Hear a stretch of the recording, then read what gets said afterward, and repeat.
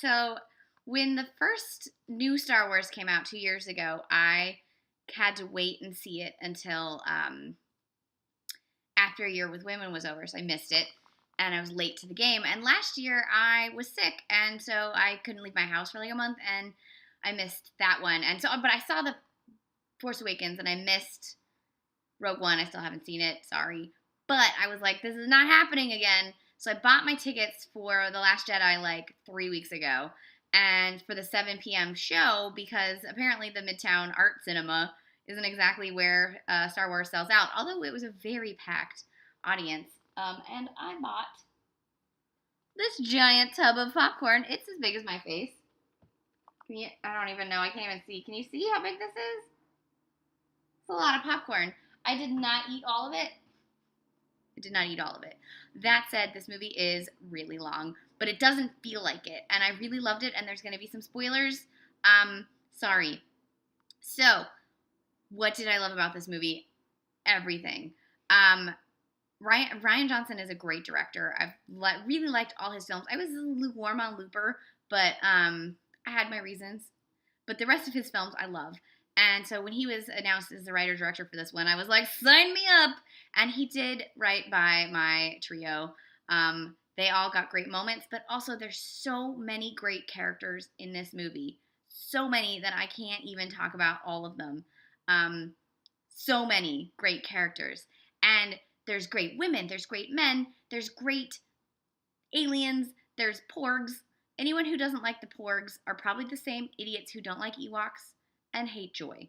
Because the porgs are fantastic, and the moments of comedy in this movie that balance out sort of the parts where it gets a little too operatic is exactly what you need in a movie like this. It's the timing and tone changes of the movie are paced so expertly that you keep feeling different feelings, but you feel all the way through.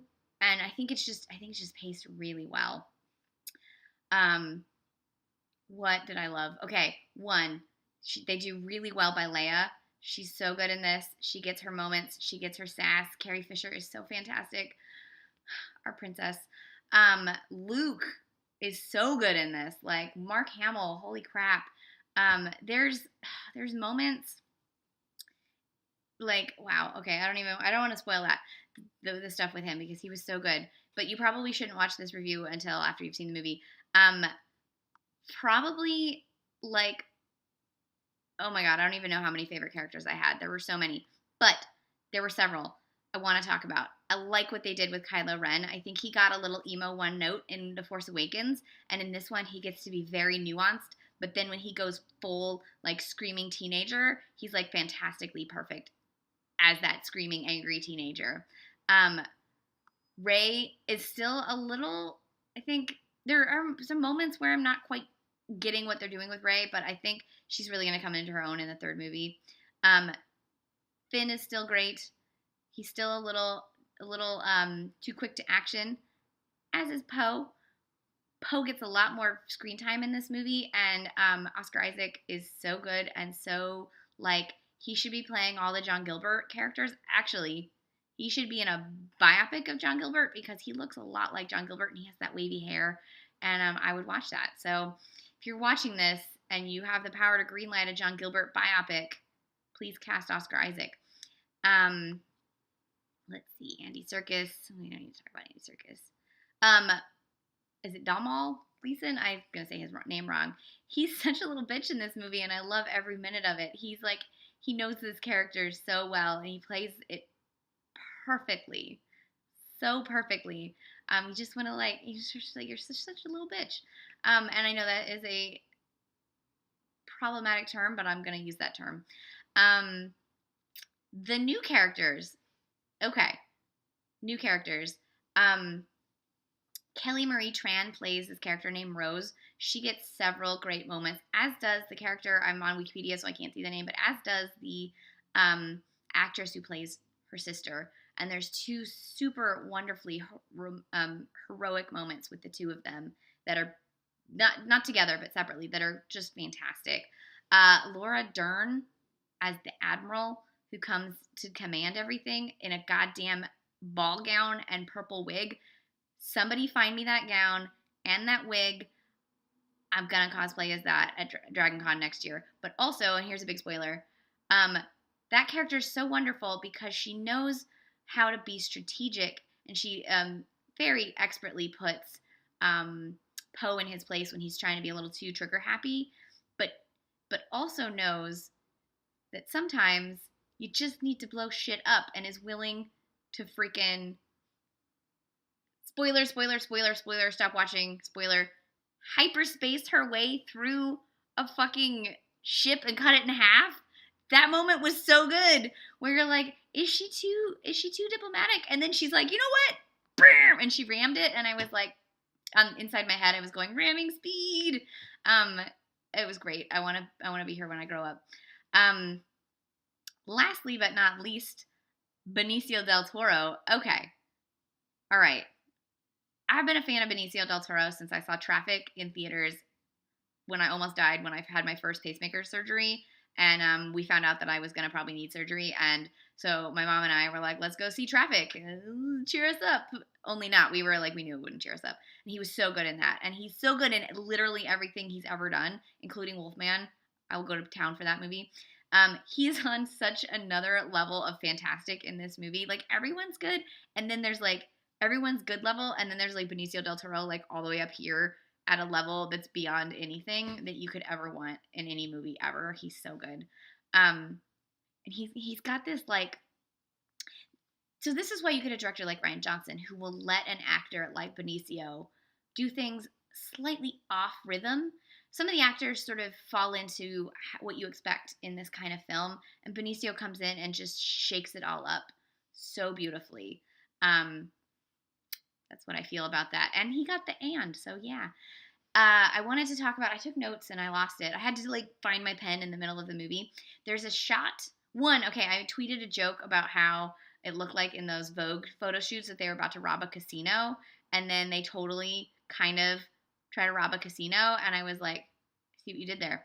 But in that sequence, one, it feels less like a heist movie and more like there's so many great moments of true like Western films in this, and there's several moments of like the Westerns that are set sort of on the Delta, and I'm forgetting the one I'm specifically thinking of, but where they go into like fancy saloons. Maverick, it's very Maverick. That's what I was thinking of. And then there's like a stampede. That's fantastic. And then there's a shot where they first come into the casino, not a Western shot, but a shot, that famous tracking shot from Wings. They did that. They really recreated that, and I like lost it. I lost it in the theater. There was another moment where it was so much like the big climactic like shootout sort of sequence that is like lifted from every Western and every samurai movie ever, but like beautifully homaging to that. I really enjoyed. My cat wants to say hello. God, what else did I love about this movie? Literally everything. The moments between Rey and Luke were so good. The moments of him being like a curmudgeon were fantastic. There's like, oh my God. Okay. I've already spoiled everything. Please don't watch this video if you don't want to be spoiled. I'm sorry. I've been spoiling it for 9 minutes. There's a moment when Yoda shows up that is so great. And he's just he's just such a sass master. I love sass masters, and Yoda is like the king of sass masters. But there's this great moment where Luke wants to do something and can't, and so he changes his mind, but then Yoda's like, fuck it, and just does it. And Luke's like, what are you doing?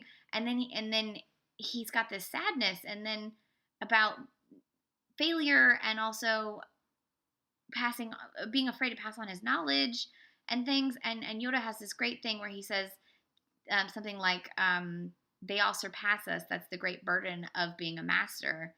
And it's so wonderful. I don't know. I really like this. I think I liked this movie more than I liked Force Awakens. And all of that gay shit is still there.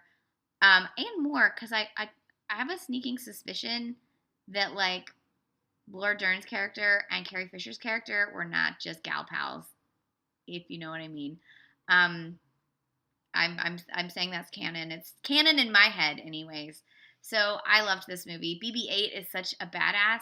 Like, have we decided BB-8's a woman? I'm not sure. I've decided she's a woman. BB-8 like is always popping up like, oh, you need help? Boom, BB-8's got it. And she's a great little droid. I enjoy her. There's a lot more to say about this movie, but I'm running out of like upload time, I think, on YouTube, so I'm gonna stop. But I really loved this movie. I really enjoyed it. It does not feel like it's an hour or 150 minutes. It just keeps going and going and going. There's not a single moment that's not deserved or owned, or earned, not owned, earned. There's not an ounce of fat in this movie. The ending is so beautiful and is about the future, and it's both a deconstruction of myth, sort of in the vein of Who Shot Liberty Valance, but also about the importance of myth, which is kind of the point of Liberty Valance. So if you haven't seen Who Shot Liberty or The Man Who Shot Liberty Valance, like I feel like that's a great in terms of tone and theme. I think that's a great one to watch after watching this.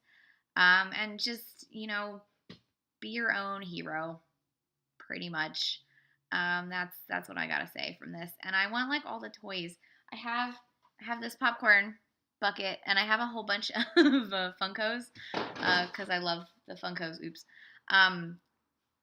Anyways, I really liked this movie, and you should go see it. And hopefully you won't get trapped in a parking lot jam like I did. But whatever, it's worth it. It's worth getting stuck in a traffic jam for. So that's 10 out of 10. Would watch Porgs every day, all day.